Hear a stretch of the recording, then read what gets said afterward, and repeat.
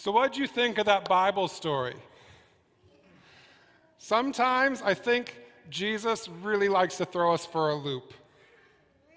Like the time that Jesus compared God to a thief in the night. What could God possibly have in common with those who rob others? Or the time that Jesus called on his disciples to be like the dishonest manager who was being fired for failure to do his job, and in the process of being fired, messed with his boss's accounts and forgave half the debt people owed the boss. Why should we emulate someone who engages in such shenanigans and is afraid to do a hard day's labor? Yet Jesus says his master commended the dishonest manager because he acted shrewdly.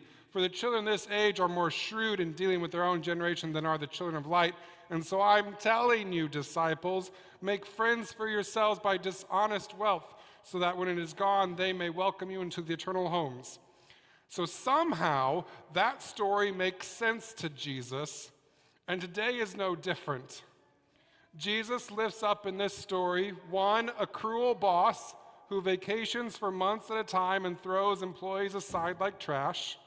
And then there's the three employees, two of whom you must wonder how they doubled their wealth so rapidly, who they had to swindle to get ahead, and the other one of which is terrified. Who, O Lord Jesus, are we to look up to in this parable? Which of these people is like the thief in the night that we are to see a vision of the kingdom of heaven in? What is the lesson we are to find in this story?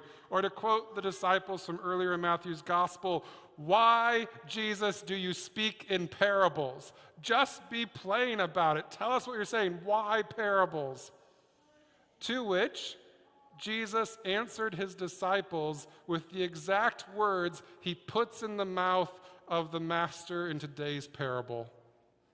To you has been given to know the secrets of the kingdom of heaven, but to them it has not been given. For to those who have, more will be given, and they will have an abundance. But from those who have nothing, even what they have will be taken away. I could go on about how challenging this parable is, but I think, at least for the moment, let's focus just on the relationships between these three people and their boss. And the first thing we need to say about these relationships is the boss trusts all of them. Yes, like a good parent with a 17-year-old and a 14-year-old and a 10-year-old, each person is given a different level of responsibility according to their abilities, but the boss trusts all of them. I mean, making someone responsible for over $500,000 is nothing to laugh about, right?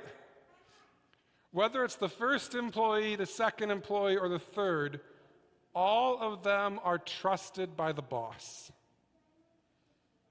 And for me, that is part of the beautiful insanity that is God. God trusts us. Think about that for a moment. I know we talk all the time about us having faith in God, but how often do we recognize that God has faith in us? God trusted the first humans to care for the garden. God entrusted all humans to care for the earth. The psalmist can't make sense of this. He says, what are human beings that you are mindful of them, mortals that you care for them? Yet you've made us a little lower than angels, crowned us with glory and honor. You've given us dominion over the works of your hands. You've put all things under our feet. I don't get it, God. Why do you trust us? Jesus believes in his disciples, giving them the secrets of the kingdom of heaven and trusting them to continue what he's begun. Though in my learned opinion, God should not do this. Have you met humans? We are not trustworthy.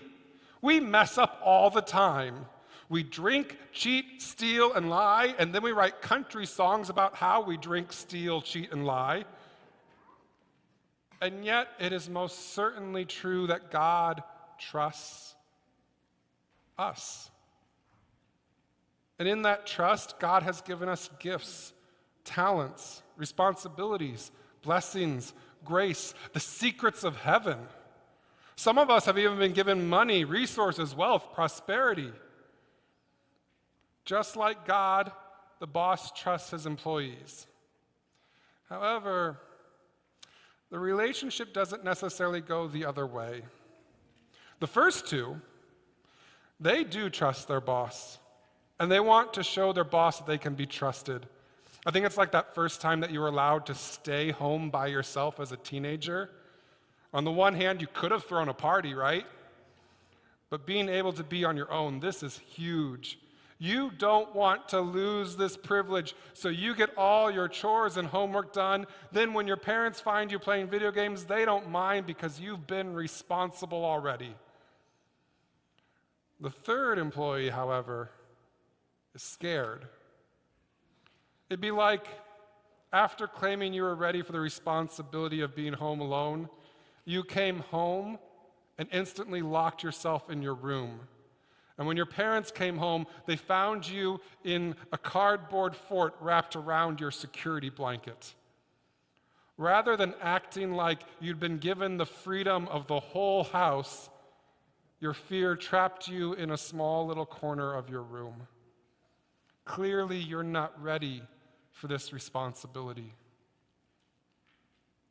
Now, I could tell you about how we're supposed to live like those first two employees. I mean, after all, Jesus said, no one, after lighting a lamp, puts it under a basket, but on a lampstand where it gives light to the whole house. And it is most certainly true that God has lit the lamps of our hearts. As we say at baptism, Jesus said, I am the light of the world. Whoever follows me will have the light of life. So let your light so shine before others that they may see your good works and give glory to your Father in heaven. And in fact, Luther says this is the essence of faith. The first two employees trust their boss. And Luther describes this trust, this faith, by saying, faith is a living, daring confidence in God's grace, so sure and certain that man would stake his life on it 1,000 times. Faith is a living, busy, active, mighty thing. And so it is impossible not to do good works incessantly. It does not ask whether there are good works to be done, but before the question even arises, it's already done them and is in fact at work doing them right now. The first two trust their boss so much that their actions reflect that trust. And God willing, you all will have faith like this. How I would love it if Mount Zion were full of people whose faith burst forth like Christ's love had lit a fire in your heart. This is what Jesus hopes for his disciples, that they would burn with the same compassion and grace that he was known for, loving neighbors as God has loved them. But I know what it is to be human. And the truth is, we often live like that third employee. We live afraid of doing anything, and the result is we live as if we had nothing. Let me give a very personal example.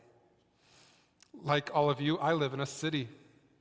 There are 1,000,001 things to do in this city, right? So many restaurants I could try, tons of entertainment. But the truth is, I don't go out that often. And it's not because there aren't things I don't want to do. It's because I'm kind of afraid to go out by myself.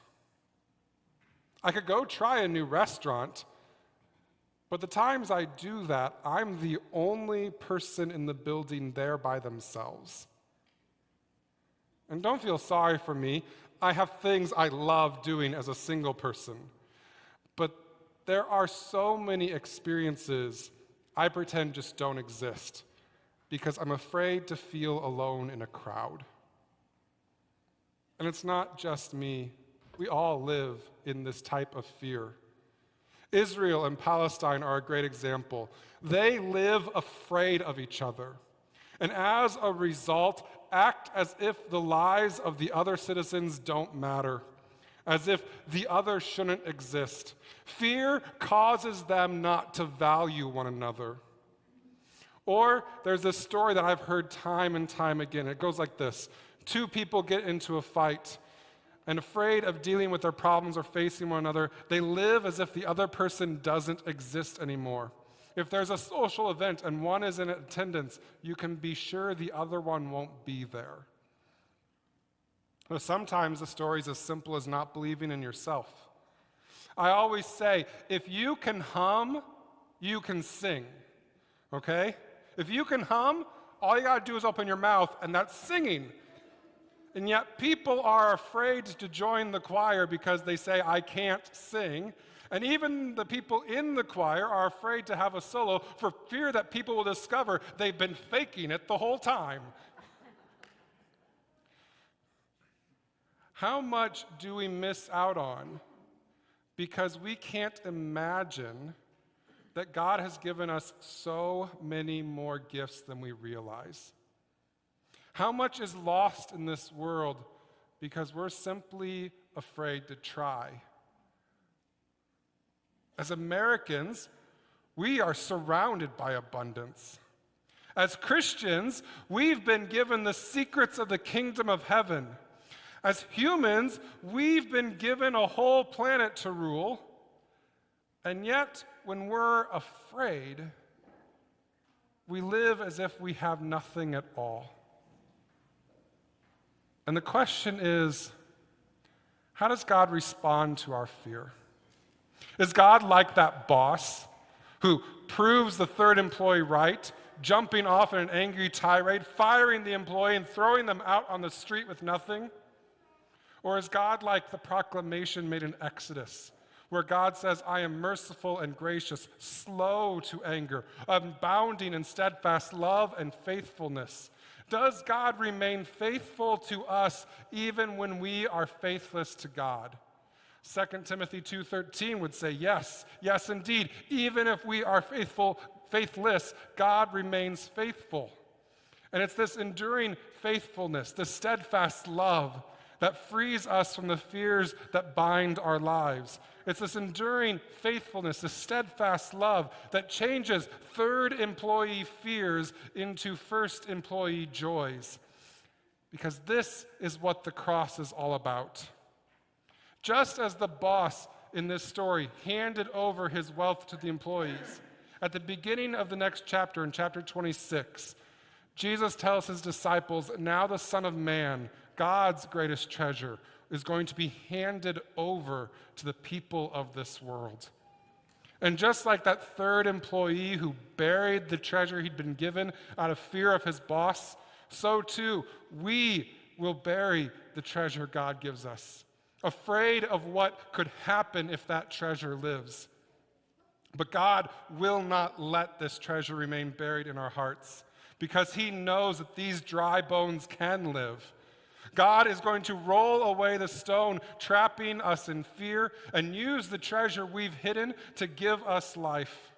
Jesus will show up to the disciples who are consumed by that third employee fear and say to them in the upper room, peace be with you. Jesus becomes hope for the hopeless, strength for all who are fearing. Jesus calls us by name, embracing all our pain, and says, stand up now, walk and live. Sometimes we are like those first two employees, burning with faith. And on those days, rejoice, for the kingdom of heaven is alive in you. But sometimes we are like that third employee fear. And we live as if none of the gifts God has given us exist, as if none of the truths that God has declared to us are real. And on those days, Jesus reaches out his hands and says, do not be afraid. I am with you. I have called you by name. Come and follow me, and I will bring you home. I love you, and you are mine. Amen. Thank you for joining us. Be sure to like if you heard good news and subscribe to stay up to date on the latest message. Peace be with you.